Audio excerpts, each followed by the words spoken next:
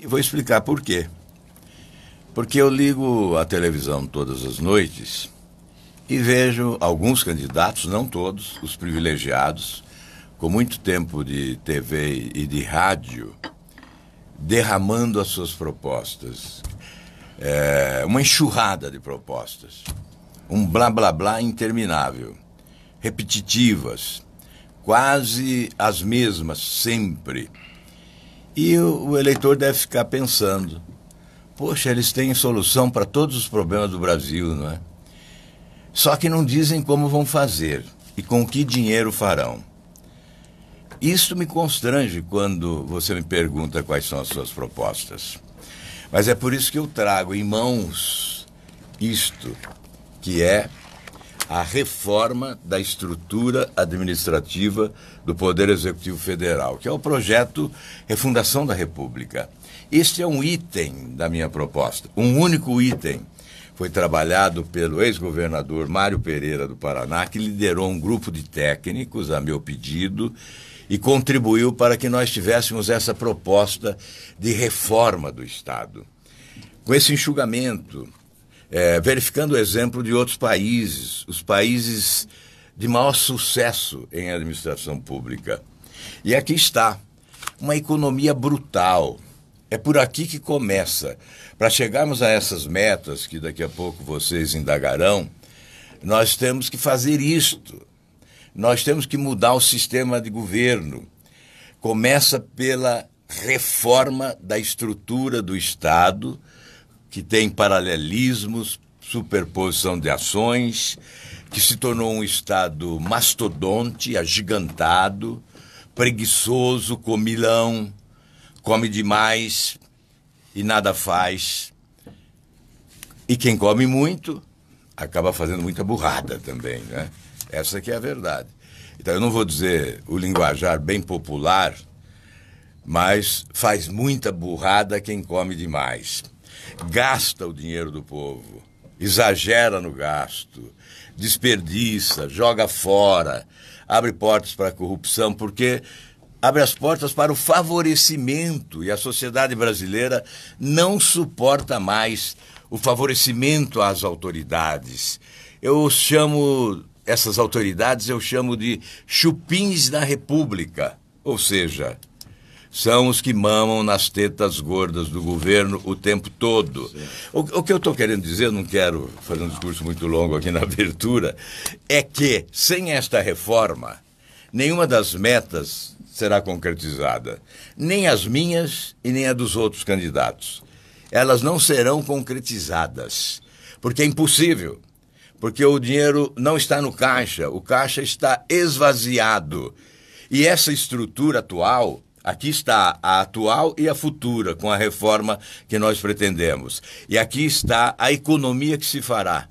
Portanto, com esta estrutura atual, nós não faremos nada. O Brasil vai continuar patinando, não sairá do lugar, não crescerá, não gerará emprego, não teremos saúde, não teremos segurança, a educação será sofrível. Portanto, isso aqui é essencial.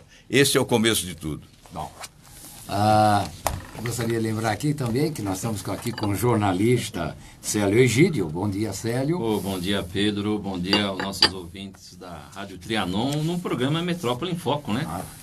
Queremos uma cidade melhor, agora queremos um país melhor também. Um país melhor, né? Esse é o país. Bom dia, Lucas Neto também aqui conosco hoje. Mais uma vez, bom dia. Prazer estar aqui com vocês. Bom, candidato, o senhor me falou aqui sobre esse plano de reforma, né? Reforma do Estado. Reforma do Estado.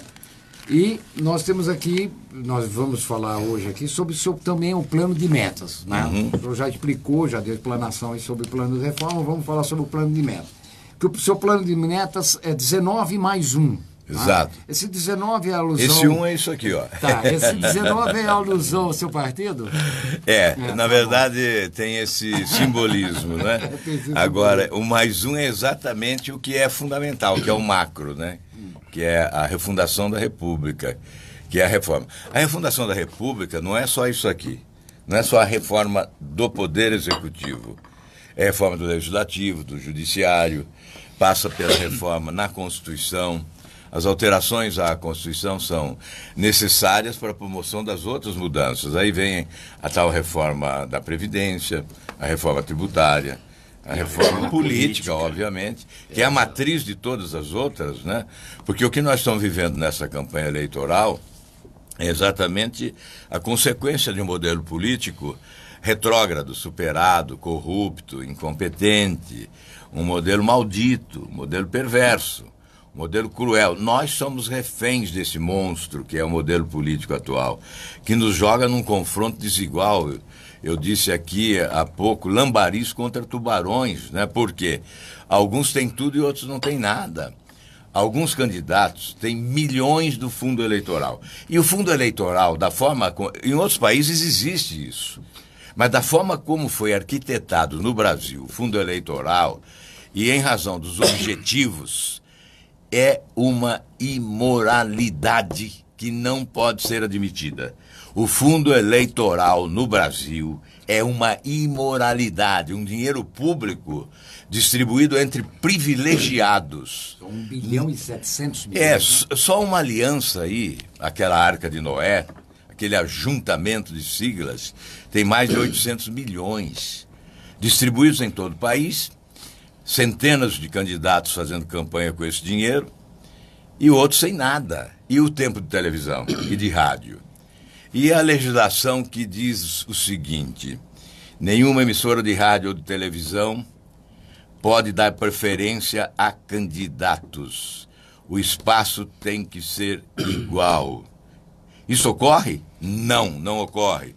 Estão rasgando a lei. Aqui abrimos, aqui ocorre. Para os 13, isso não 13 exato, isso não está ocorrendo.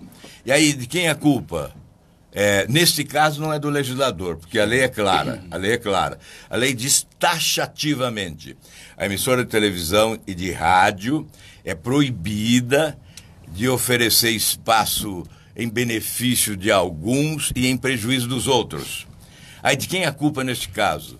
É do Tribunal Superior Eleitoral, que aceita rasgar a legislação. Então, aqui nesta emissora, na Rádio Trianon, é possível dar espaço igual a todos. Por que em outros lugares não é possível? Aí o ministro do TSE diz o seguinte: não, tem candidato demais. Ótimo! Dividimos o espaço entre todos os candidatos. São 13 candidatos, dá para colocar 4 por dia.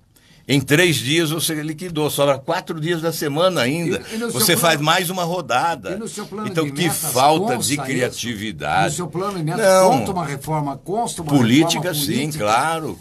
Que acabe uma reforma política. Agora, neste caso do espaço, nem precisaria. Sim. Porque a lei é clara.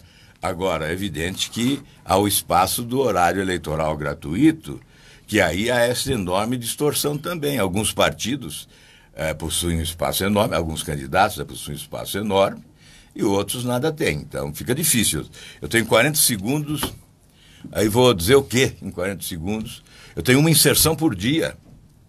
O que eu vou dizer para o povo brasileiro com uma inserção por dia? Os outros têm tantas inserções e ficam no ar muito tempo. Então, isso é desigual. É uma eleição, portanto, injusta. É uma eleição incorreta, desigual, desproporcional. Eu diria desonesta. Mais do que isso, antidemocrática. Assim não se constrói o país que nós desejamos. A reforma política é, portanto, essencial por isso. Muita gente diz: a reforma política não me interessa. Eu quero saber de emprego e tal. Mas tudo tem a ver, né? Começa por lá. É a matriz das demais reformas. Então nós temos um modelo político que destrói, sim, as possibilidades de vida melhor de milhões de brasileiros. Bom, eu gostaria de a gente já entrar nessas 19 metas aqui, né, e falar um pouco já do seu plano de governo. Vamos começar pela segurança. Não, educação. Educação. Então, eu acho que seria educação antes da segurança, é educação, viu, Pedro? Vendo aqui o plano de metas, senador Auro Dias, ele observa que nas últimas décadas priorizaram, né, a gestão pública priorizou o ensino superior. Houve uma grande priorização né? E tivemos aí, por exemplo, nos cursos de Direito, que eu sou professor de Direito de 200 cursos no Brasil para 1.200, segundo o Conselho Nacional de Educação. Agora, a sua proposta é priorizar o ensino, né, fundamental. Como inverter essa pirâmide, inclusive financeira e de política do Ministério da Educação?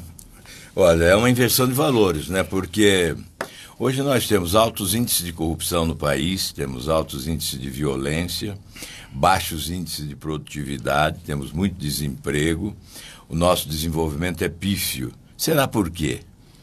Eu acho que tenho a razão.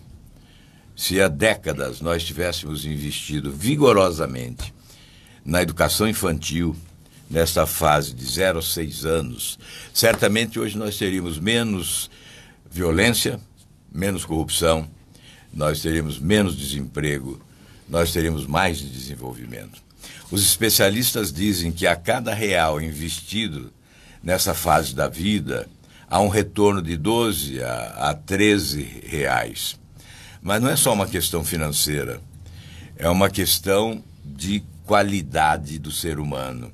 Se nós investirmos nessa fase, nós vamos permitir que o ser humano alcance as suas potencialidades de forma plena. É investir em educação, sim, educação infantil, alimentação correta. A falta de proteínas na infância provoca até debilidade mental. Nós temos que investir em saúde para as crianças e as suas mães, desde o pré-natal, a mãe tem que ser cuidada adequadamente.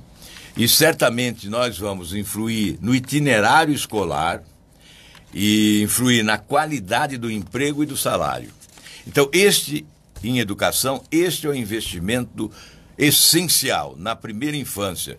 Por isso, no nosso plano de metas fala na criação de 4 milhões de matrículas em creches. Eu fui relator do Plano Nacional de Educação, Célio, e lá está escrito que até 2017 nós deveríamos ter 50% das crianças de 0 a 3 anos em creches. E nós temos apenas 33% das crianças em creches. Se nós continuarmos nesse ritmo, nós vamos levar 20 anos para colocar todas as crianças nas creches. Por isso tem que ter um plano ousado.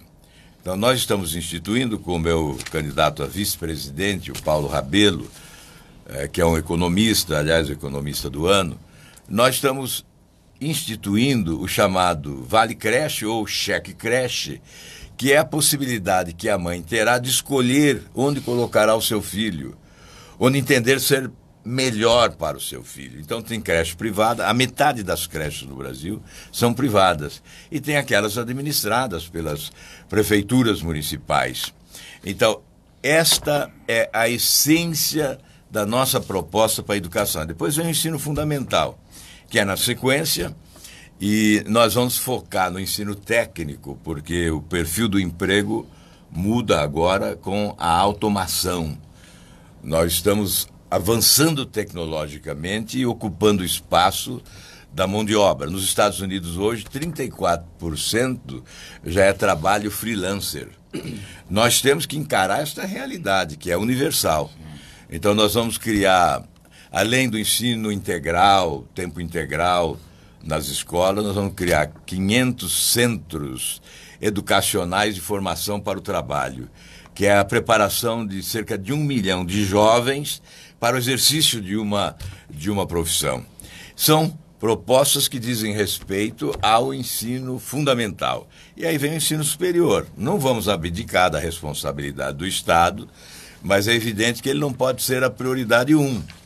A prioridade 1 é ensino infantil, educação infantil, 2, o ensino fundamental, e 3, é pela ordem mesmo, na sequência, que é o ensino superior. Aí temos instrumentos de financiamento, não é? Hoje existe o FIES, existe o ProUni. Nós temos que trabalhar melhor esses instrumentos que financiam a educação superior para desafogar um pouco os cofres públicos dessa responsabilidade. No entanto, nós não podemos permitir mais os desvios que ocorreram nos últimos anos. Há, na área principalmente do FIES, desvios monumentais. Então, o governo pagando por vagas não ocupadas. Então, corrupção mesmo, não é? Então, a corrupção está instalada em todas as áreas do governo e vai esvaziando o caixa, e aí o governo vai dizendo que não tem dinheiro para nada. Só que nós gastamos em educação, Célio, no Brasil, mais do que a média dos países da OCDE.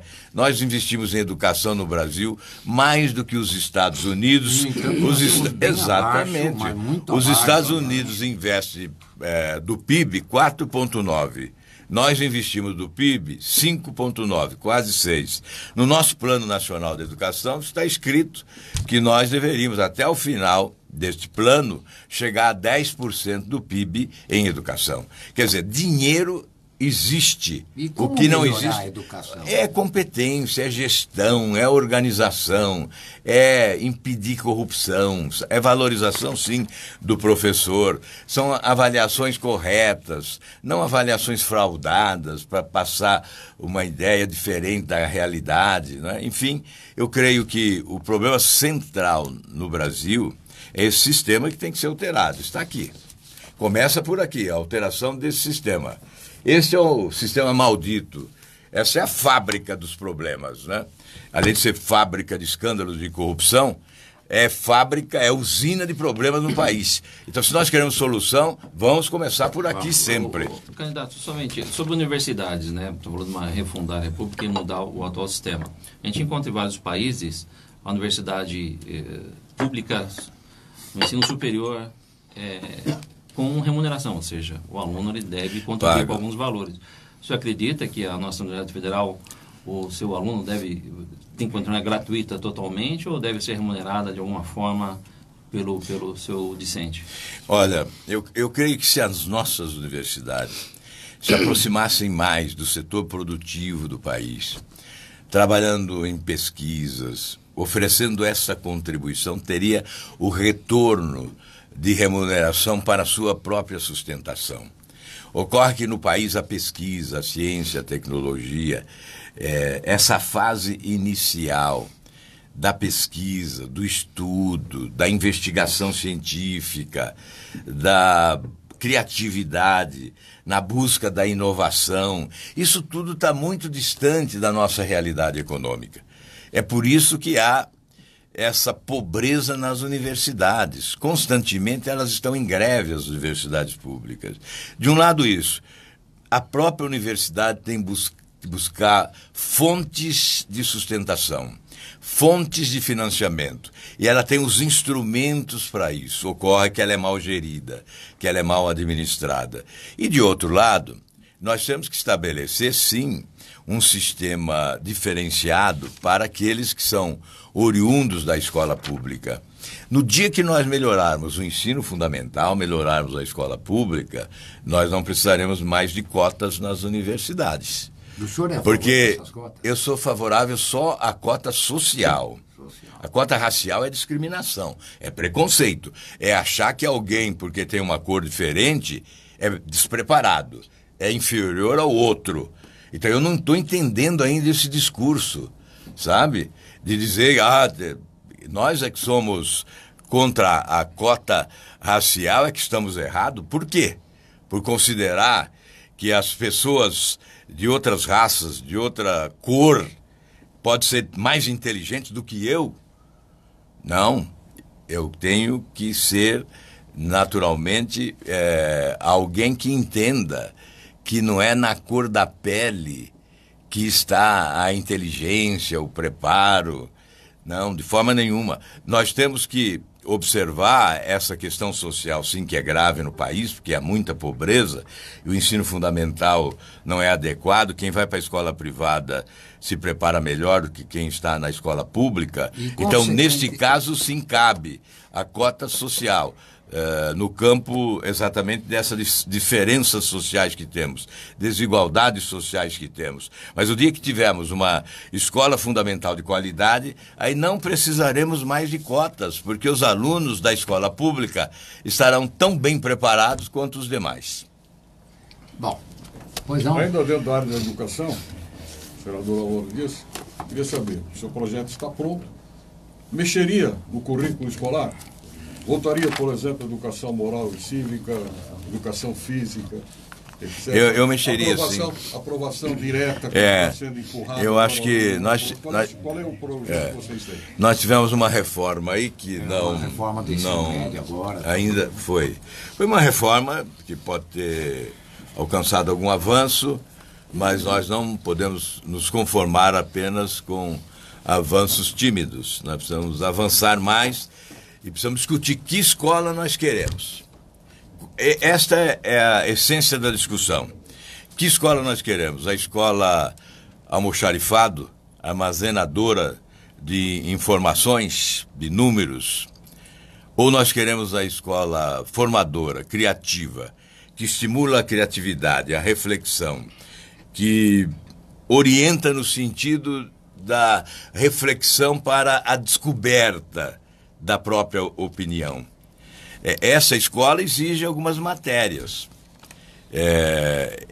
Problemas brasileiros do meu tempo, educação moral e cívica, são matérias que eram a mesma coisa, né? Eu lecionei problemas brasileiros, conforme a escola tinha um nome. Um era problemas brasileiros, outro era educação moral e cívica, e eu fui professor da matéria. Eu acho importante, porque aí se estabelece a discussão, se motiva a reflexão, e acho essencial isso. Então, está na essência do que nós queremos como escola para o nosso país. E nós sabemos que o modelo educacional é que influi nos índices de produtividade de uma nação. Eu posso citar aqui um exemplo, inclusive, que ao influir nos índices de produtividade, influi também na renda das pessoas. Há 60 anos, o Brasil tinha uma renda per capita, em relação aos Estados Unidos, de 15% da renda per capita americana. A Coreia do Sul e Taiwan tinham uma renda inferior à nossa. Hoje, 60 anos depois, a Coreia do Sul tem uma renda equivalente a 90% da renda americana. E nós ficamos com 25% apenas. Por que ocorreu isso? Porque a Coreia do Sul nos passou em alta velocidade e foi lá à frente. Porque nós não investimos em educação, não adotamos um modelo educacional competente, não investimos em pesquisa, em ciência e tecnologia. É isso que faz o país avançar.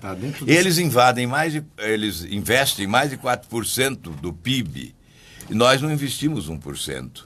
Então esta aí é a causa dessa diferença. Bom, isso aí está dentro daquele plano das 19 metas, 19 mais um. Exato. Mais um está aí. Nós vamos falar das 19 metas. Bom, nós falando de educação, houve aí uma reforma do ensino médio aí, que não foi discutido com a sociedade, né? Foi uma coisa assim, teve umas discussões aí com alguém, só com uma parcela, né? E simplesmente colocaram, implantaram, vão colocar a goela abaixo, e muita gente ainda é contra isso, é contrário a isso, não aceita. Inclusive a discussão de gêneros, uma série de coisas assim dentro da própria escola, certo?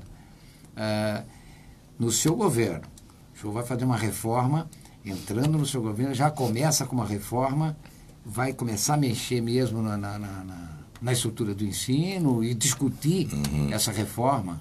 Olha, eu fui relator do Plano Nacional de Educação e apresentei 103 emendas à proposta que chegou ao Senado. 50 foram aprovadas.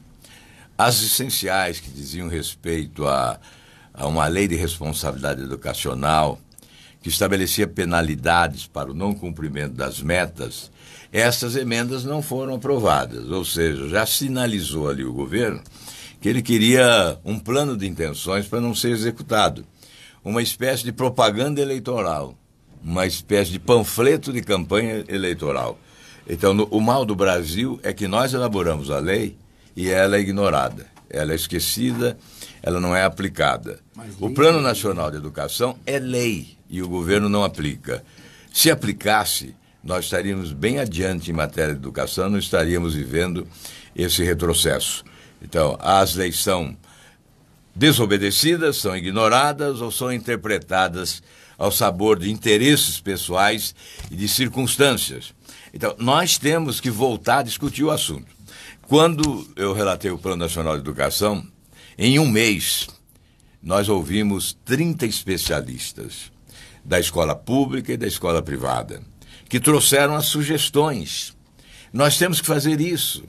Nós temos que constituir no governo um conselho consultivo para a reciclagem permanente dos problemas da educação. E esse conselho consultivo não está aí no meu plano de metas, mas está aqui na minha cabeça. Nem tudo está no plano de metas, porque seria algo gigantesco. Está na minha cabeça. Nós vamos constituir um conselho consultivo para reciclar os problemas educacionais permanentemente com uma relação direta com o presidente da República. Não será com o ministro da Educação apenas. Será com o presidente da República, tendo ao seu lado o vice-presidente e o ministro da Educação. Porque o vice-presidente, chegando à presidência da República, se eu chegar lá, à presidência da República, isso depende da população do Brasil acordar, né? Porque ainda há uma espécie de anestesia, não é? É preciso essa anestesia perder o efeito para haver um despertar nesse país. Se nós chegarmos lá, o vice-presidente não será uma figura decorativa, ele será um coordenador de programas. E o presidente da República será o comunicador com a sociedade, para obter o apoio da sociedade para todas as mudanças que são urgentes. E nós estaremos, então, neste caso da educação, com um conselho educativo, aliás, consultivo, que será composto por pessoas indicadas pelo setor educacional do país, universidades, entidades, escolas. Um conselho, é claro, um conselho aí de 19 pessoas, para citar um número do partido, mas não tem que ser não tem que ser um comício num auditório. É um conselho que vai representar o setor educacional para trazer os problemas, para discutir conosco os problemas. E esta reforma começa por aí, com essa discussão. Olha, nós batemos num bloco inteirinho sobre educação, eu vou entrar num pequeno intervalo e nós vamos voltar logo em seguida, mas vamos começar a discutir e vamos trazer agora aqui sobre crescimento e geração de emprego, segurança. Acho que tudo isso... Emprego é a palavra da hora. Tá, todo mundo fala em emprego. Vamos entrar no intervalo e voltamos logo em seguida. Você que tem uma empresa... Muito bom. Agora, o problema do seu forçado hoje está sendo os grandes grupos educacionais. Esses caras são ali da mesma pedaço. Você está acompanhando ao vivo a entrevista sabatina do candidato à presidência pelo Podemos, Álvaro Dias, na Rádio Trianon. Nesse momento, intervalo, você vê aí o bastidor do intervalo, ele cumprimenta pessoas, funcionários da rádio. Daqui a pouquinho volta a falar sobre suas propostas de governo. Nessa primeira parte, o candidato falou sobre educação, lembrou que foi o relator do Plano Nacional de Educação, que implantou várias medidas e que vai priorizar nesse plano de governo a educação infantil e o ensino fundamental. Falou ainda sobre a importância da refundação da República, do combate à corrupção e das reformas para gerar emprego e renda. Então você está acompanhando ao vivo a sabatina do candidato à presidência da República no programa Metrópole em Foco, na Rádio Trianon, em São Paulo. Neste momento, um pequeno intervalo. Os jornalistas aproveitam para conversar um pouco com ele.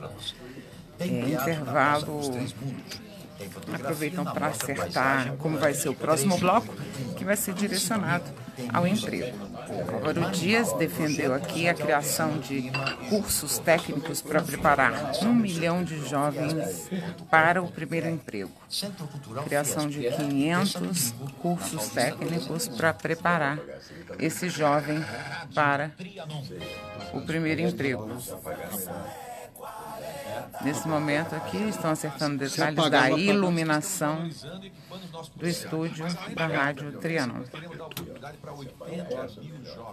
Candidato Álvaro Dias, ao vivo, no programa Metrópole em Foco, na Rádio Trianon.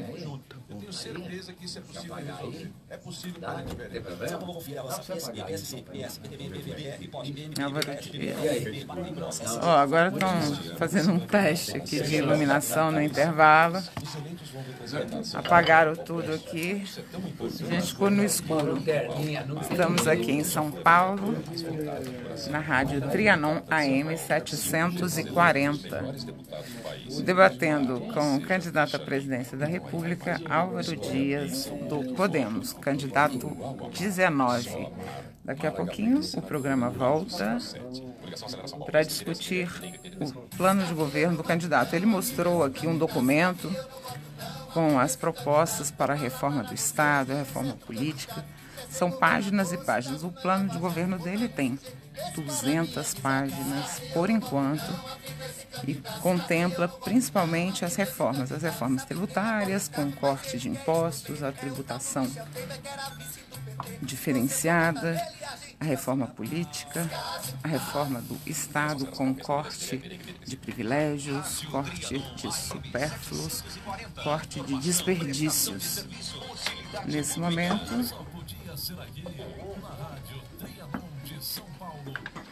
o candidato ali lê um plano de governo, essa parte grande aí que significa a reforma do Estado. O plano dele que tem 19 metas mais um, que é uma alusão ao número 19 do próprio candidato. Voltando. Metrópole em Foco, hoje, aqui sabatinando, o candidato a presidente da República, Álvaro Dias. Né? Bom, no bloco passado nós falamos muito em educação.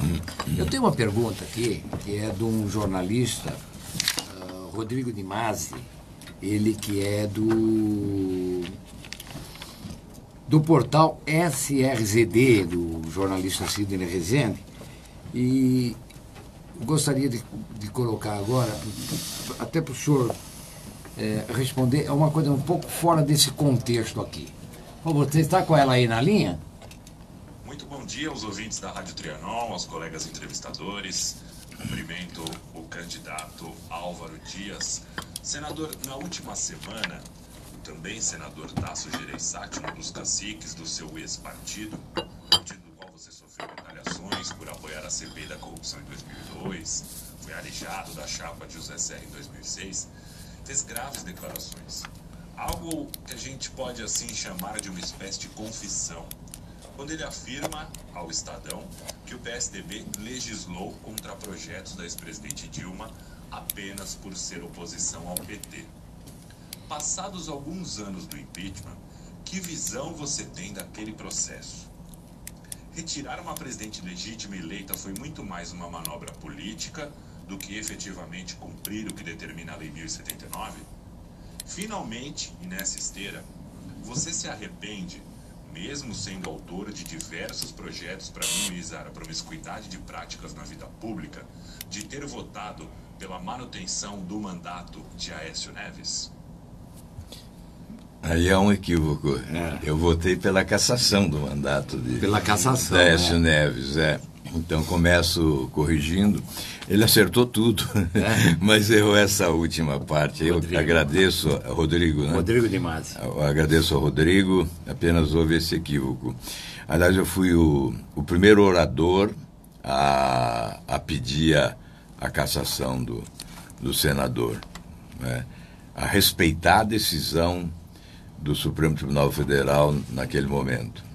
Era essa a decisão que nós estávamos adotando. E eu fui à tribuna e fui o primeiro orador a pedir exatamente o afastamento do senador Aécio Neves, porque realmente a minha atuação no combate à corrupção sempre foi de imparcialidade. O próprio Rodrigo lembrou que eu fui expulso do PSDB em 2002 porque quis instalar uma CPI da corrupção para investigar denúncias de corrupção no próprio governo do PSDB. Então eu sempre tive esse comportamento. Em relação ao impeachment, o erro do PSDB e da oposição foi a razão de eu deixar o PSDB também, foi exatamente esta a razão, a gota d'água, né? Porque existiam outros motivos, mas este foi o derradeiro, definitivo, determinante. Foi o fato do PSDB adotar o impeachment pela metade. Porque cabia o impeachment da presidente Dilma, era nosso dever, os fatos ocorreram, e se nós fôssemos considerar o conjunto da obra, então, nós teríamos que realmente decretar implacavelmente o impeachment. O erro foi não incluir o vice-presidente. Este foi o meu desacordo, não é? E que promoveu, inclusive, a minha retirada. Em toda a reunião eu dizia que o PMDB não podia se abraçar ao Eduardo Cunha e ao Michel Temer para derrubar a presidente Dilma. Eu entendia que eles deviam ficar do lado de lá do balcão. Se eles estavam contra a presidente Dilma, que ficassem contra, mas ficassem do lado de lá do balcão. Porque o nosso lado era do lado de cá desse balcão. Nós não poderíamos nos misturar. E houve exatamente essa mistura, quer dizer, o PSDB abraçou o Eduardo Cunha, presidente da Câmara, abraçou o Michel Temer, vice-presidente da República, e foi para o governo. Portanto, eu condenei à época. O Tasso faz muito bem em fazer a autocrítica. É uma autocrítica necessária, porque cabia ao PSDB, naquela época, adotar aquela posição. Se o fizesse, eu não teria deixado o partido. Eu deixei o partido exatamente por isso. E o erro agora está aí consagrado e irremediável. O PT encontrou força para reagir agora, porque Michel Temer é um desastre. O maior cabo eleitoral. Por que Lula liderava as pesquisas preso? Porque ele tinha um grande cabo eleitoral. Ele podia ficar preso, não precisava sair na rua. Tinha um grande cabo eleitoral do lado de fora, que é o Michel Temer. Michel Temer foi o maior cabo eleitoral do PT e do Lula. E eles são irmãos siameses. Lula, Dilma, Michel Temer são irmãos siameses. Não sou eu que estou dizendo. O eleitor, ao votar, votou neles. Os vídeos que estão aí no YouTube mostram eles festejando, participando da campanha e festejando vitória. Juntos, os três. Eles são irmãos na desgraça. Eles são os filósofos do fracasso. Eles são os advogados da ignorância. Eles são a crença na irresponsabilidade. Eles são arautos da corrupção. Juntos, não há como separá-los. E por isso, eu nunca admiti cortar pela metade o impeachment. Aliás, cortaram duas vezes. Primeiro, cortaram ao meio o impeachment, liberando o presidente Temer para assumir o governo e comandar esse caos.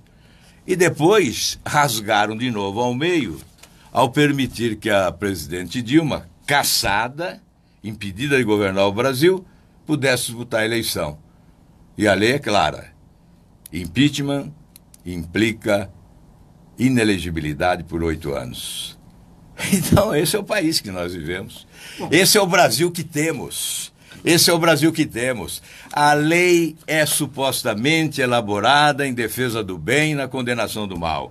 Mas ela é ignorada, ela é rasgada, ela é interpretada ao sabor das conveniências e dos interesses pessoais. É isso que ocorreu no país. Portanto, autocrítica, muito bem, Tasso Gereissati, os meus parabéns pela autocrítica, mas o PSDB errou demais. Errou já em 2006, quando eu pedi o impeachment do presidente Lula e o PSDB não teve coragem, não assinou comigo, eu fiquei sozinho.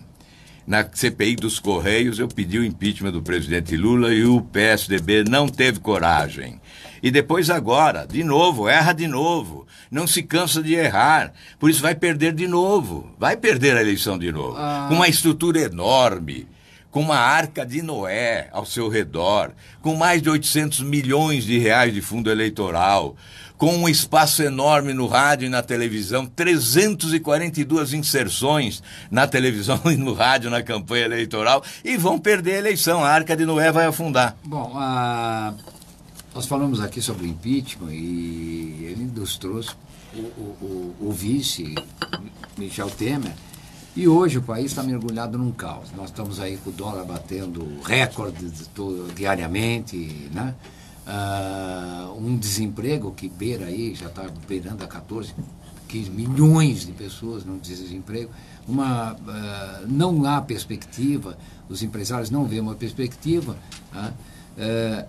Como resolver, mas como resolver, né, esse imbróglio todinho, caso só seja eleito, a partir do dia 1º de janeiro, como começar a resolver por a esperança do povo?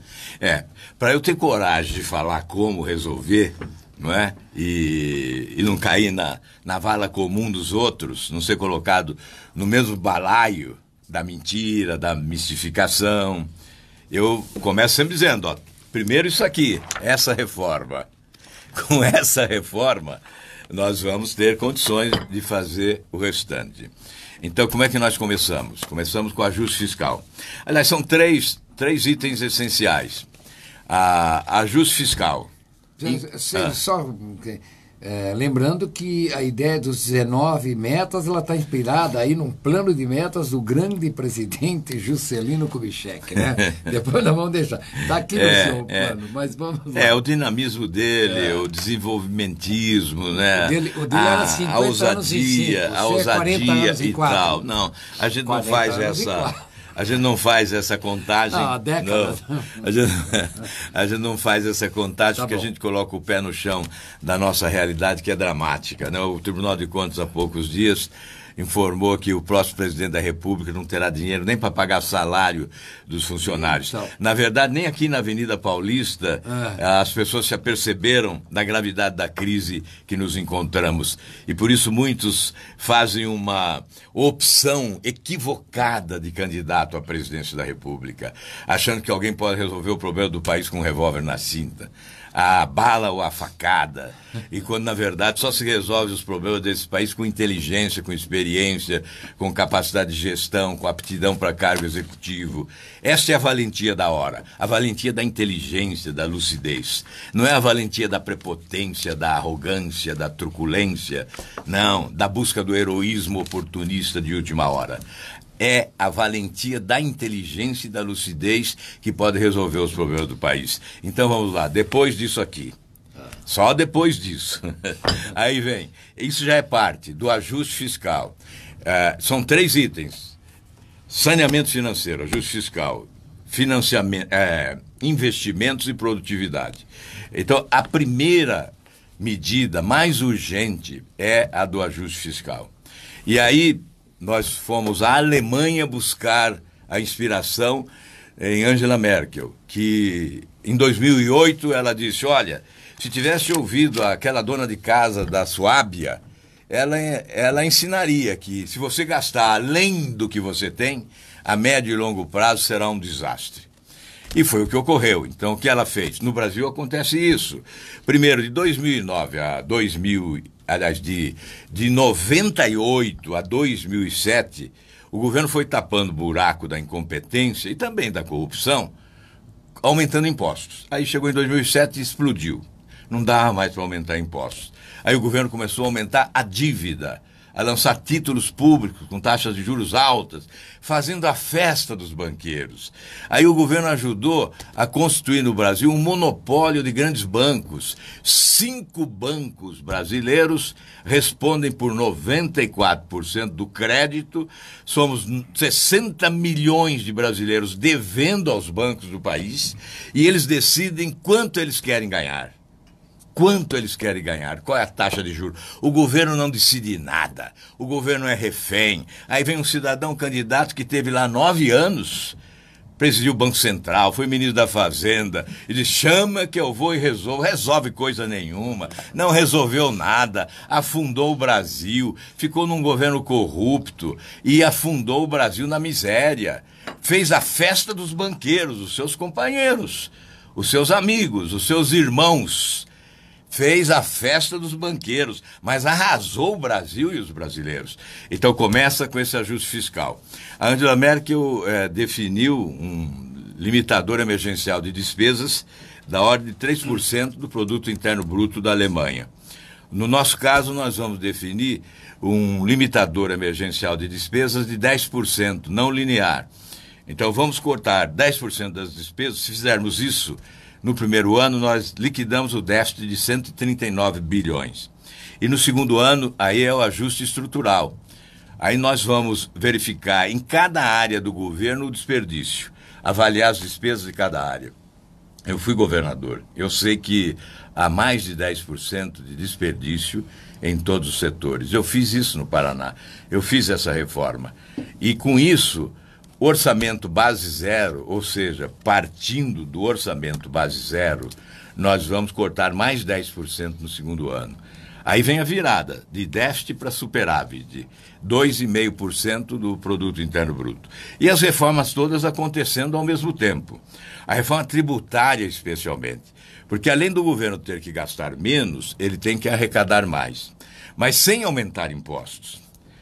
Reduzindo os impostos. E isso é possível. É uma lógica que tem sido verificada, eu próprio verifiquei isso no Paraná como governador, há outros países fazendo a mesma coisa.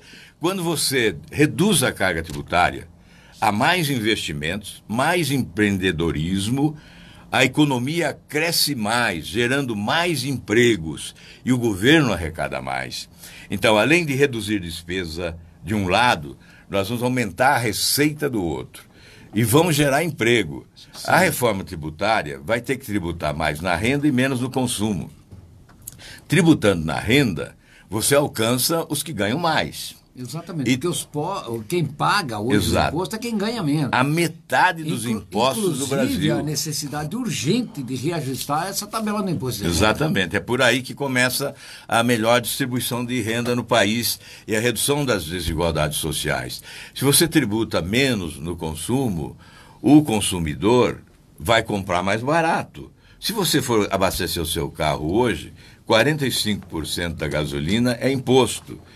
Se você tributa na renda e não no consumo, você não vai pagar os 45%. Vai reduzir. E com isso o preço da gasolina será menor. Isso em todos os produtos, no arroz, no feijão, na roupa, na gravata, no sapato, na cueca, em todos os produtos, você terá uma redução de preço. Então, vamos consumir mais. Aliás, vamos isentar também os pequenos, né, de imposto de renda, que é uma burocracia. A burocracia fica mais cara do que o governo arrecada. Quem ganha até R$5 mil por mês não pagará o imposto de renda. Então, são 8 milhões. O reajuste mesmo da tabela de imposto de renda. Né? Aí vem o reajuste, é por aí. Não há o reajuste. 8 milhões de brasileiros deixarão de pagar o imposto de renda e o governo só deixará de arrecadar, nesse caso, 1,5 bilhão. Mas isso ele tem como compensação ao aumentar o consumo. Sim. Então, o tributo volta. Ou seja, a tradução disso tudo, o povo paga menos impostos, o governo arrecada mais. Com isso, nós colocamos mais dinheiro no bolso dos brasileiros sem deixar ninguém para trás. Esse é o objetivo de um governo. Aliás, não é só a reforma tributária, é a desburocratização. Fica difícil hoje pagar imposto, importar, exportar, tudo é difícil. Preciso desburocratizar, desde a obtenção do CNPJ para constituir uma empresa, uma pequena empresa. Tem a questão do crédito, como a dívida cresceu muito, os bancos não precisam do mercado, ele tem um cliente especial que é o governo, basta o governo. O governo fica com 72% do crédito, então não há concorrência. Lá nos Estados Unidos, nós temos 10 mil instituições de crédito. Cerca de 6 mil cooperativas de crédito e mais uns 4 mil bancos, que são quase sempre regionais. Então há uma concorrência, por isso a taxa de juros cai lá embaixo. Aqui ela vai lá para cima, porque não tem concorrência. Os bancos têm um cliente especial que paga a taxa de juros que eles determinam. Veja o cartão de crédito, por exemplo. Em 2016, no Brasil, 452% de taxa de juros do cartão de crédito. Lá em Portugal, quem decide é o Banco Central, não é o banco. Lá, para o trimestre próximo, já foi decidido nesse trimestre que a taxa é 16 ao ano.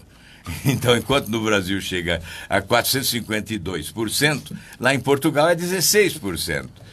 Esta é a realidade que nós estamos vivendo. Os últimos governos no Brasil beneficiaram os bancos. Fizeram do país o paraíso dos bancos e dos banqueiros. Nós vamos mudar isso. O Brasil tem que ser paraíso de quem produz, de quem trabalha, de quem promove o crescimento. Porque, na verdade, para reduzir a pobreza, a melhor forma de reduzir a pobreza é valorizar o trabalho, a produção, o salário. E aí você está falando, por exemplo, em criar empregos, em criar novas frentes de emprego, reduzir essa carga tributária, tudo. Mas ninguém vive no país, ninguém mora exclusivamente no Estado. As pessoas vivem em municípios. Né? Exato, e as prefeituras vêm sofrendo muito com isso. Né? Parece que na sua proposta, o senhor falar também em rever, né? Sistema federativo. Inclusive a Lei Candir, né? Que isso trouxe assim uma queda muito grande para Exato. O governo instituiu a Lei Candir para estimular as exportações, né, de produtos primários. Isso beneficia o agronegócio. Mas ele não cumpriu a parte que cabe aos municípios, que seria uma compensação aos municípios. Então, os municípios ficaram sobrecarregados. Nós temos que fazer uma reforma do sistema federativo. Hoje, 56% dos tributos têm origem nas contribuições sociais e elas ficam integralmente nos cofres da União. O restante, 44%, dividido entre 3, União, Estados e municípios. Então, o que se repassou desde 88 aos municípios de encargos, né, de tarefa, de missão, de trabalho, como na área da saúde, na área da educação, não se repassou em recursos. Isso asfixiou os municípios. Por isso que eu digo sempre que a federação não cabe no Brasil, porque os municípios ficam de fora. Então, nós temos que fazer esta reforma do sistema federativo, e a reforma tributária é o começo, porque ela já vai direcionar os recursos automaticamente aos municípios, sem passar pelos cofres da União. Certamente, eu consegui aprovar 2 projetos que beneficiaram os municípios em alguns anos, em mais de 50 bilhões de reais, que diz respeito à iluminação pública, que passou a ser depositado diretamente no caixa da prefeitura, e o salário educação, que passou a ser enviado diretamente do governo federal, sem passar pelos estados, para os municípios. Isso aumentou em 120% o valor para os municípios e proporcionalmente ao número de alunos matriculados no ensino fundamental. Então, são reformas importantes que vão beneficiar os municípios. Isto, no contexto geral, se chama reforma do sistema federativo, que é um novo pacto federativo. Você se lembra que quando falaram em pré-sal e o Congresso começou a legislar sobre pré-sal, a grande discussão foi onde vamos jogar o dinheiro da Petrobras. O dinheiro do lucro da Petrobras, do pré-sal, na educação, na saúde.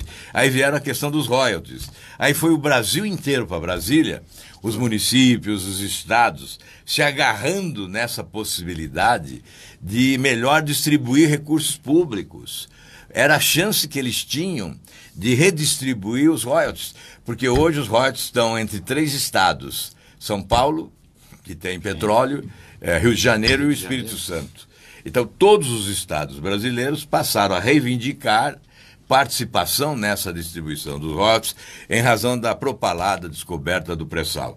E nós, hoje ainda, tem gente discutindo se devemos privatizar ou não a Petrobras.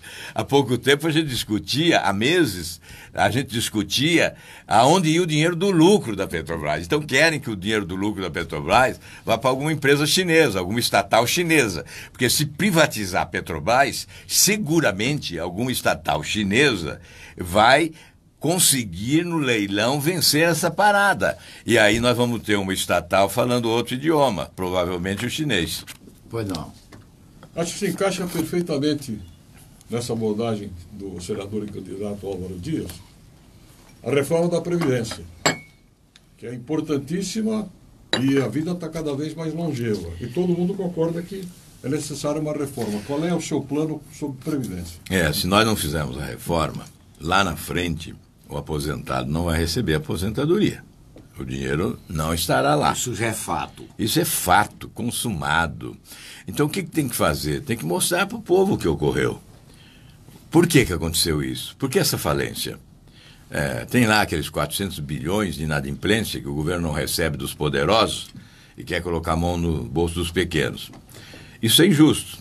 Mas esses 400 bilhões não resolve. Pode receber tudo que não resolve.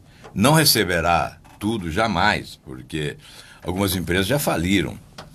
Então, nós temos que pensar um sistema moderno.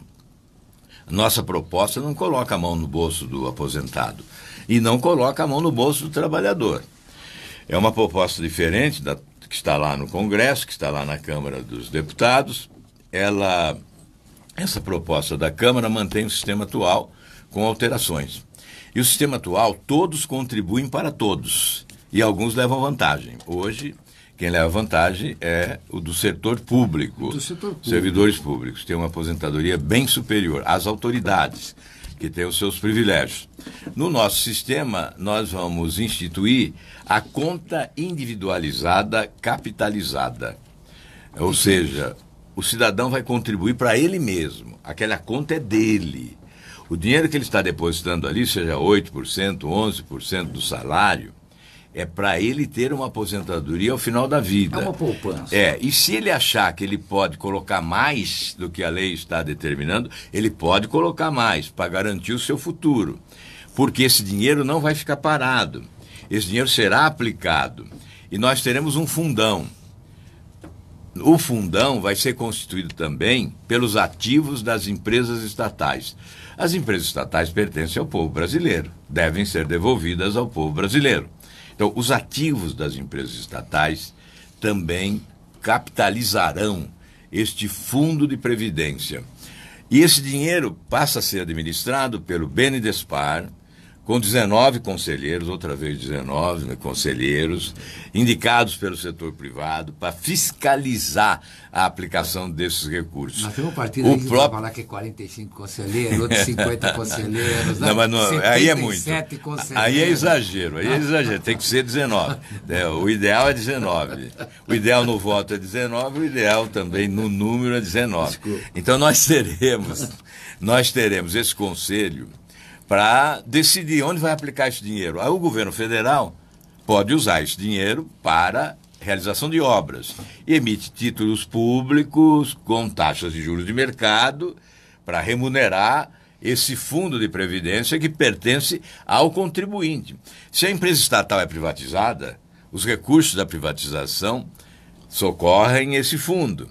E é distribuído proporcionalmente ao valor da contribuição de cada contribuinte. Portanto, é um sistema inteligente, moderno, sustentável. Tudo bem, porque senão a população já está falando, olha, nós recebemos uma carga, agora de repente estou vendo aqui que a gente vai pagar e vai ficar na mão de alguém guardando meu dinheirinho. Não, ficará no nome dele, ficará na conta dele. O dia que ele quiser tirar, ele tira, inclusive. Aí é azar dele. Bom, mas de qualquer forma... Depois ele não tem para aposentadoria, mas né? De qualquer forma, mas é dele, ele é o proprietário da conta, né? Hoje, de qualquer forma, a reforma da Previdência, do jeito que está, a Previdência do jeito que está, ela vai precisar realmente de uma reforma, porque senão daqui a pouco ninguém recebe. Não tem dúvida. O sistema que nós estamos sugerindo é esse. Outros têm outras propostas. Sim. Mas a nossa proposta é essa. Essa é a nossa proposta. Vamos falar um pouco de segurança também? Vamos direto na segurança, Pedro? Vamos. Bom, eu estou pautando aqui nas propostas aí do candidato. Nós vamos sobre educação, agora segurança com tolerância zero, né? Nós importamos bem esse termo aí de Nova York, tolerância zero, sendo que o modelo lá de década de 80, 90, aplicável hoje no século XXI, é muito complicado. Por quê? Lá na década de 90, criamos a 9.099, crimes de menor potencial ofensivo, em que a pessoa não sofre penalidade, sofre uma pena alternativa. Contrário do que aconteceu em Nova York, onde existiam penas, sim, penas de prisão de 10 dias, 12 dias, 13 dias, dependendo da reincidência. Como aplicar, então, a tolerância zero no século XXI, com uma legislação que nós temos, a legislação do século XX, é que ela não permite esse sistema punitivo. Punitivo até... hoje, a 9.099, até 8 anos de prisão, você consegue uma transação penal. Como criar, né, um temor contra a possibilidade de cometer um crime das pessoas com relação à penalização do Estado. O que a gente observa hoje é que não há temor algum, né, em todas as classes, quer seja aquele criminoso de gravata, né, dos milhões que vão para o exterior, ou aquele criminoso do furto do celular. Como criar esse aspecto punitivo? Como criar, então, uma atmosfera de tolerância zero, sendo que a legislação não permite esse tipo de tolerância, hein, candidato? Aliás, o prefeito lá de Nova York, que idealizou tolerância zero, hoje ganha muito dinheiro como consultor, inclusive aqui no Brasil. Ele continua oferecendo consultoria a governos estaduais e a outros países também. Mas normalmente aqui no Brasil nós culpamos a lei, né? Sempre é a lei que é culpada. Nós elaboramos a lei e depois culpamos a lei. E a questão não é lei. Quando se aprova no Congresso uma lei, eu sempre digo, não vamos gerar falsa expectativa. Não basta a lei, é preciso o cumprimento da lei. Se a lei estivesse sendo cumprida no Brasil, certamente nós estaríamos próximos desse regime de tolerância zero. O que ocorre é que a autoridade afrouxou. Eu, quando uso essa expressão tolerância zero, eu me refiro à autoridade. A autoridade tem que ser implacável no combate à corrupção e ao crime. Nós temos autoridades que se desconstituíram. Quando a autoridade não se impõe, a marginalidade se sobrepõe, a violência cresce e o país passa a ser comandado por organizações criminosas. É isso que ocorre no Brasil. Pela ausência da autoridade, os bandidos se tornaram mais poderosos que as autoridades constituídas e tomaram conta. Nós vamos falar o que os outros candidatos falam, todos falam a mesma coisa. Então, a questão é de autoridade. E isso tudo começa, assim, com financiamento, com capacitação, com a indução de políticas corretas. Esse é o discurso. Todos os candidatos podem fazer o mesmo discurso, porque os elaboradores de programa de governo são ótimos, eles escrevem muito bem. Estão acostumados em todas as eleições. E esses candidatos que têm mais dinheiro ainda, reúnem ainda os melhores para escrever os seus programas de governo. Então é por isso que eu insisto.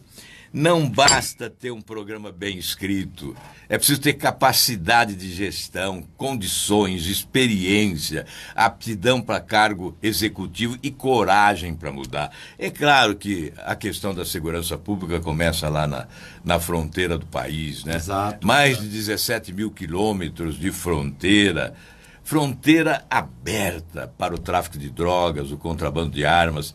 O armamento pesado passa livre e impunemente e chega nas mãos das pessoas erradas, porque chega nas mãos dos bandidos, que enfrentam policiais com armas defasadas, com armamento defasado, sucateado muitas vezes. Então é um confronto desigual. E o policial sem autoridade, porque a autoridade constituída não lhe conferiu a autoridade necessária para adotar as providências mais rigorosas diante das circunstâncias. Portanto, o bandido tem que voltar a ter medo, sim, da lei no Brasil. Isso só ocorrerá com a autoridade. Nós vamos, é claro, monitorar a faixa de fronteira, tem lá o Cisfron, custa 12 bilhões de reais, o governo diz que não tem dinheiro, não fez 5%, faz anos que esse programa foi anunciado. Eu fui lá no Exército, estive lá no 24º Batalhão em Foz do Iguaçu, o responsável disse que, olha, ficou para 2035, porque o governo não repassa dinheiro. Em 2035, o que se fizer hoje já estará sucateado. Então nós temos que antecipar esse cronograma, tem que investir em inteligência. Enfim, o Brasil sabe onde ocorre o crime.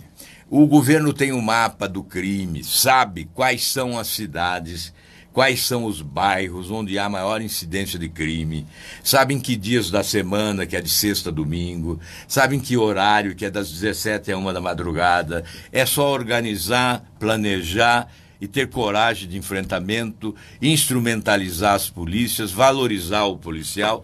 Enfim, esse é o caminho. Mas, sem dúvida, é preciso restabelecer a autoridade. Eu só queria fazer uma correção. O senhor falou aqui que o contrabando de armas ele chega nas mãos erradas. Não, ele chega na mão certa, porque contrabando que alguém contrabandeou. É verdade. E quem contrabandeou, né, é o bandido. Então ele, não vai contrabandear. Ele chegou na mão certa, tá né? Certo. Infelizmente não foi o governo que foi fazer o negócio como deveria ser feito. Mas só verdade. essa correção a aí. logística aqui no dólar funciona. A arma sai vou contar do exterior, vem para cá e chega no mão do bandido. Vou contar uma historinha curiosa, que esses dias o pessoal aí que produz o meu programa de TV quis que eu fosse gravar lá na fronteira, né, sobre esse assunto, e nós atravessamos a ponte e fomos lá numa loja de armamentos, né, e alguém muito esperto chegou e já soprou no ouvido do dono da loja. Olha, esse pessoal vai gravar. Aí eu fui lá e pedi, deixa eu pegar essa arma bonita aí, uma arma bonita. Deixa eu ver de perto. Não, só vendemos para paraguaios. Só vendemos para paraguaios. E eu fiquei sem a gravação. E eu não fiz a gravação.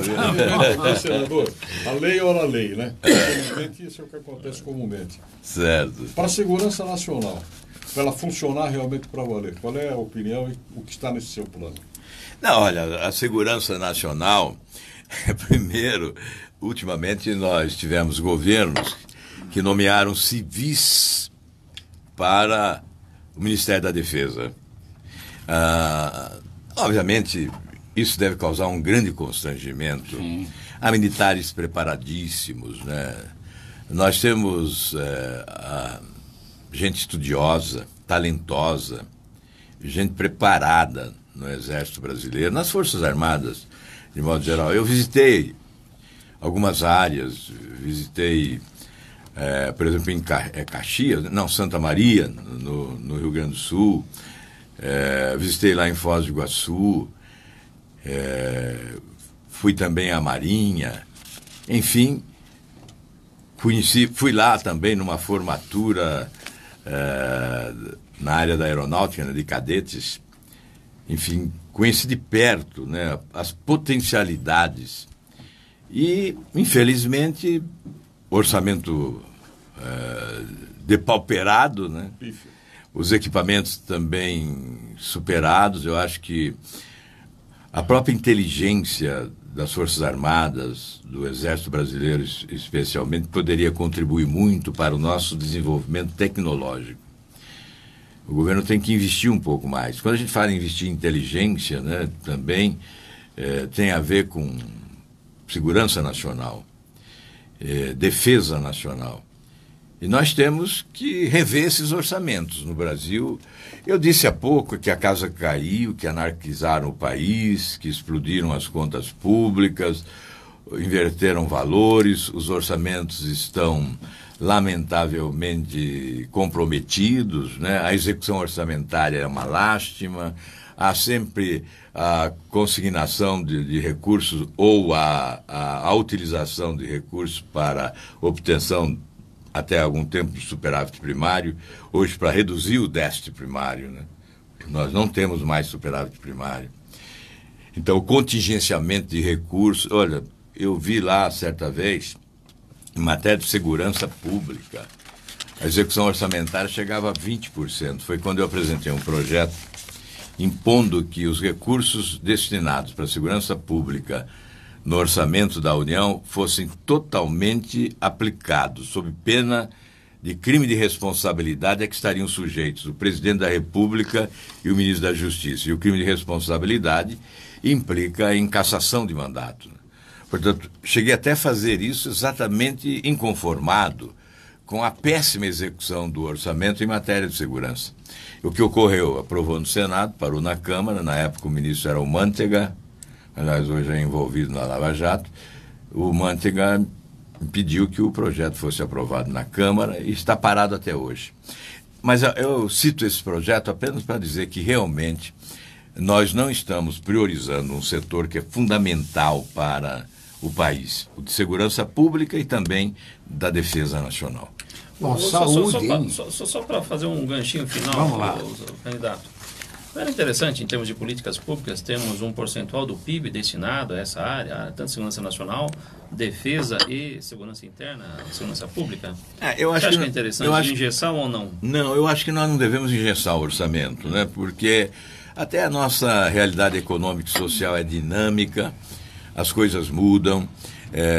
Esse engessamento retira da aptidão para cargo executivo, da capacidade de gestão do chefe do executivo, a possibilidade de ser mais criativo, de transferir recursos de um setor para o outro se houver necessidade diante das circunstâncias. Então, eu não sou favorável ao engessamento.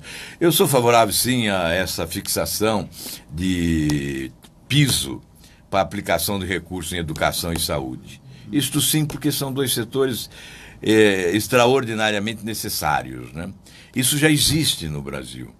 No entanto, se nós formos ampliar para incluindo outros setores, como itens obrigatórios, com percentuais definidos, nós vamos reduzir muito a capacidade criativa de quem governa. Bom, olha, saúde. Nós costumamos dizer aqui que nós pagamos impostos de Suíça, né? E recebemos serviços da Venezuela. Eu ia falar um pouco, serviços do Haiti, né? Do Haiti. Então, é o que nós fazemos. Agora, a saúde é uma das grandes preocupações. Né? Saúde, educação e segurança, isso é uma das grandes preocupações do povo, além de... Em toda a campanha, né? Esse blá blá blá de toda a campanha. É o anseio da população. É verdade. E hoje... Na pesquisa é isso mesmo. E hoje, o desemprego. Mas vamos falar em saúde, né? Toda vez que acontece alguma coisa, que nós vamos falar em termos políticos, isso aqui, isso aqui, todos eles vão em grandes hospitais. Todos falam que nós temos a saúde, nós estamos trabalhando, a saúde está caminhando. Eu já fui numa UPA, viu? Não, mas todos eles... Não é ruim, não é ruim. Oxalá todos podem... Oxalá, mas a experiência não foi boa, não. Todos tivessem condição de frequentar o Einstein, o Sírio-Libanês, esses hospitais de ponta, exato, que não deixa nada a dever mesmo para os hospitais aí, de primeiro mundo. Mas como resolver esse problema, que é um caos? Nós estamos aí, filas e filas de pessoas necessitando de cirurgias, o governo deixando de se preocupar com a prevenção, né? E isso não precisa ir muito longe. Nós estamos vendo agora nessas campanhas de vacinação que, por ter largado de mão doenças que estavam que não se via mais no país, estão voltando, e a população... E o senhor acabou de falar agora aqui sobre valores que são já destinados à saúde, mas nunca são destinados, mas ou não chegam ou não são investidos, porque a população clama por isso. Olha, primeiro, é inevitável dissertar sobre o caos que há na saúde, né? Nós temos que partir do diagnóstico para depois apresentar aquilo que nós imaginamos possa ser solução. Então, se você vai nos hospitais, eu tenho visitado alguns, principalmente em localidades mais distantes. Se for numa UPA, você fica impressionado. Depois eu conto da UPA, se você quiser, que foi experiência própria, pessoal. UPA? Mas nesses hospitais, você, se tiver coração, tem que ficar sensibilizado ao ver farrapos humanos jogados nos corredores, aguardando atendimento que nunca chega antes da morte, quase sempre, né? Exatamente porque dizem que não tem recursos, porque o recurso foi surrupiado dos cofres públicos, vamos deixar isso para lá. Mas essa questão do atendimento também, onde há a UPA, eu tive sim essa experiência, acho que não é indiscrição contar, não. Eu tive lá um acidente com vidro no Rio de Janeiro, num hotel, atravessou aqui do lado quase atravessou o corpo, uma placa de vidro aqui. E eu não foi ninguém. Foi num ato de campanha. Foi numa queda em cima de uma mesa de vidro. Não foi em Minas Gerais, foi no Rio, né? Foi no Rio. Eu arranquei aquela placa e começou a sangrar. Eu enrolei uma toalha, dormi e estava muito cansado. E de madrugada eu acordei e vi que a situação estava muito ruim. E aí eu perguntei, aí disse, tem uma UPA aqui perto, a 2 quarteirões. Eu fui até a UPA, segurando aqui o sangue, né? E fui até a UPA e fui atendido. Fizeram a costura, eu tinha compromisso, tinha uma entrevista com uma TV francesa sobre o escândalo da FIFA, porque o Andrew Jennings, que é aquele jornalista britânico, nos livros que escreve, nas entrevistas que concede, diz que fomos nós que começamos a derrubar a FIFA na CPI do futebol, quando nós denunciamos contas secretas em paraísos fiscais. Então, a TV francesa, a imprensa brasileira não deu muito destaque a nós, para o nosso trabalho. Aqui você tem que assaltar a Petrobras para ter destaque na imprensa nacional, né, com ênfase agora. Quando você descobre as mazelas, os escândalos, a corrupção, nem sempre há o destaque. Lá fora houve, na Europa houve muito destaque. Então essa televisão francesa veio fazer entrevista exatamente por isso que eu estava no Rio, e tinha uma palestra para cronistas esportivos exatamente sobre a questão do esporte. Bom, e eu fui ali já costurado na UPA, né? E eu não imaginei o que estava ocorrendo ali, né? Um hematoma estava crescendo e aí quando eu cheguei em Curitiba, eu fui diretamente para o hospital fazer uma cirurgia. Existiam cacos de vidro costurados lá dentro. Então você imagina o atendimento, não é? Eu tive essa experiência pessoal. Então se eu saio da UPA e moro na Rocinha, certamente no dia seguinte eu estava com uma infecção generalizada e não teria salvação. Então essa é a saúde pública no Brasil. Eu estou dizendo isso, é até constrangedor falar de uma experiência pessoal, né? É inacreditável. Até quando eu entrei, disseram, não, mas você aqui? Eu falei, por que não? Não, porque aqui não vem político. Eu falei, mas pois eu sou da oposição, eu brinquei, né? Então capricha aí porque eu sou da oposição. Sou do contra. Enfim, eu tive essa experiência. Eles capricharam, né? Eu tive essa experiência pessoal. Então quando diz, não vai, eu fui lá, eu vivi essa experiência. Eu tenho a cicatriz aqui para mostrar da abertura que fizeram aí. Bom, mas vamos lá, o que fazer? Dizem que não tem dinheiro, mas nós gastamos mais em saúde no Brasil do que os países da OCDE, de novo. Nós gastamos mais. O Banco Mundial fez um relatório e constatou que o nosso problema não é dinheiro só. Pode até ser um pouco, sim, mas não é só dinheiro. É falta de planejamento, é falta de gestão, é muita corrupção. Toda hora a televisão mostra escândalos de corrupção na área da saúde. Aí o candidato a presidente da República chega aqui e faz promessas, como se fosse candidato a prefeito. Porque quem executa o programa de saúde é a prefeitura e o Estado. Houve essa transferência para os estados e as prefeituras. Então, o que nós temos que fazer? Nós temos que verificar o SUS. O SUS é um grande programa. Eu, como governador, acho que fui o primeiro a aplicar o SUS, a desenvolver o SUS com a descentralização, com os centros regionais de saúde pública, com os hospitais regionais. Acabamos com filas, não faltava medicamento em lugar nenhum. Um programa extraordinário, o SUS, bem idealizado e mal executado. Ele tem que ser reabilitado. Em 15 anos, 160 bilhões de reais foram provisionados para a saúde pública e não foram transferidos. Não foram aplicados aí nessa história do superávit primário, da redução do déficit primário. São 160 bilhões de reais. Imagine o que isso produziria em termos de saúde de boa qualidade, de serviço de saúde. O que ocorreu? Os procedimentos passaram a receber com defasagem. Aí vem a tal da tabela do SUS. Então, nós temos que reabilitar o SUS. Tabela única. Temos que focar a atenção básica, porque eficiência em atenção básica de saúde leva para média complexidade e alta complexidade apenas 20% dos doentes. Então você reduz o custo do serviço de saúde pública no país. Mas uma outra questão, aí tem os mais médicos, né? O dinheiro vai para Cuba.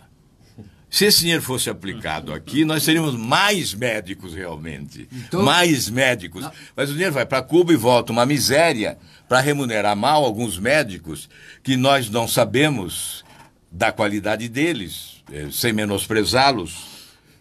São cidadãos que estão aí, não podemos menosprezá-los, mas não houve a revalidação dos seus diplomas e nós não sabemos que médicos são esses. Então nós vamos criar uma carreira típica de Estado, enxuta, dos médicos federais, para substituir esse programa, e esses médicos irão para as localidades mais longínquas atender a população mais abandonada. E há uma outra questão, mais de 50 milhões de brasileiros pagam um plano de saúde.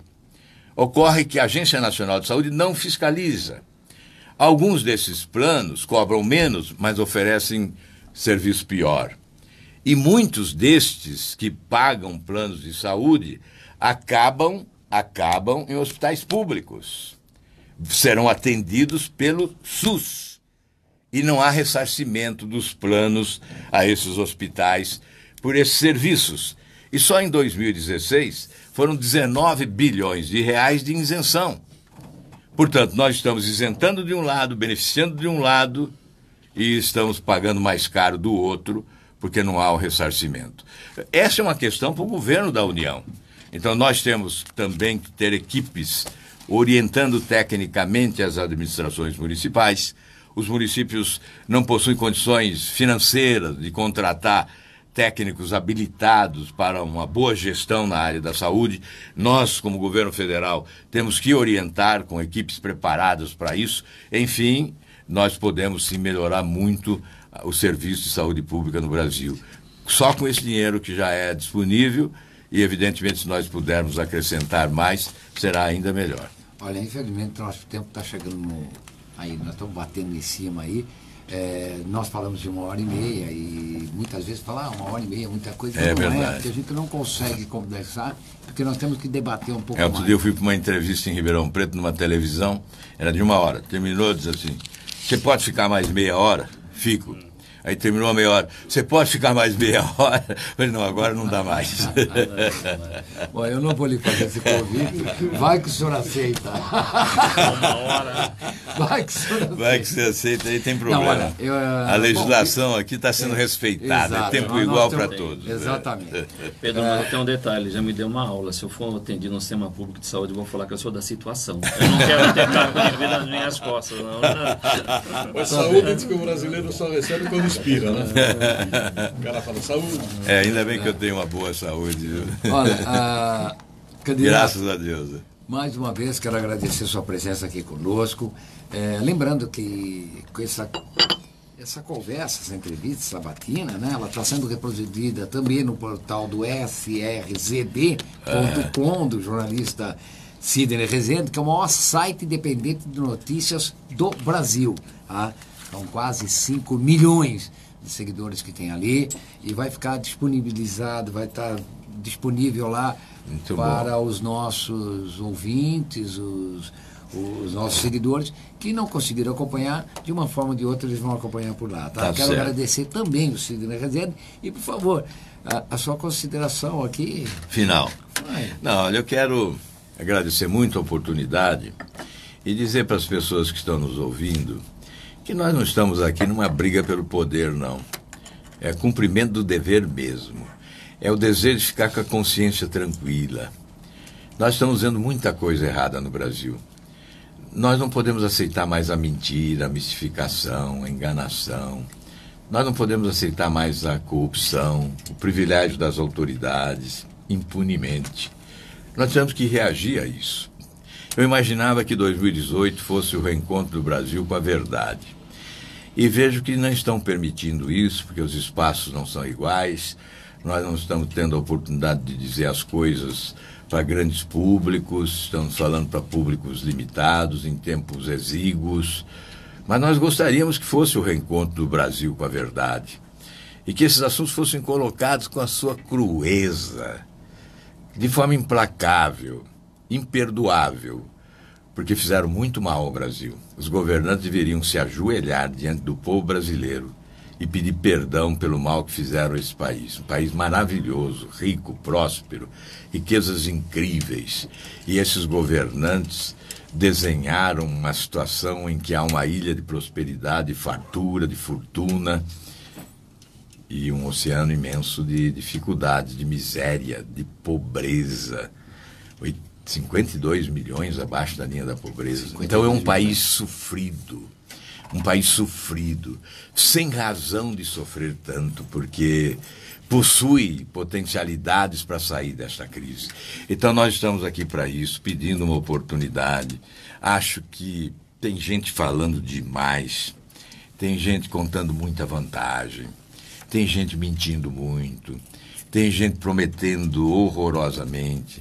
Então, olhe bem o passado de cada um, o que cada um fez.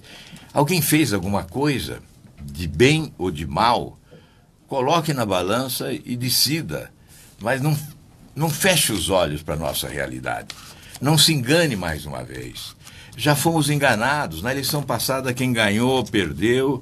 Quem perdeu, perdeu também. Quem ganhou, não gostou, se arrependeu. Quem perdeu também se arrependeu de ter votado.